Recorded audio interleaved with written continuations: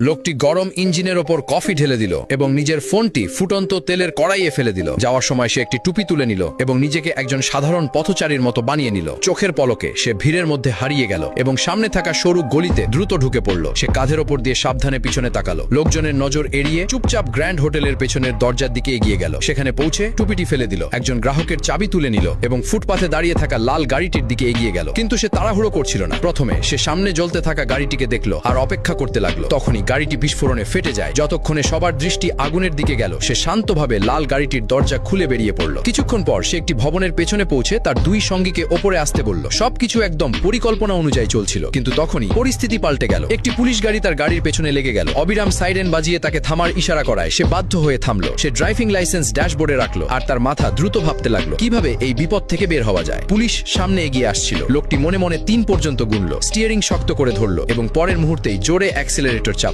গাড়িটি বিদ্যুতের মতো সামনে ছুটে গেল, কিন্তু যখন সে মোড়ে পৌঁছালো তার গাড়ি একটি ট্রাকের সঙ্গে ধাক্কা লাগতে যাচ্ছিল। তবুও সে ব্রেক চাপলো না, বরং স্টিয়ারিং ঘুরিয়ে পাশের গলিতে ঢুকে পড়ল। কিন্তু ভাগ্য আবার তাকে ধোঁকা দিল। মাঝখানে একটি বড় ডেলিভারি ট্রাক রাস্তা আটকে দাঁড়িয়েছিল।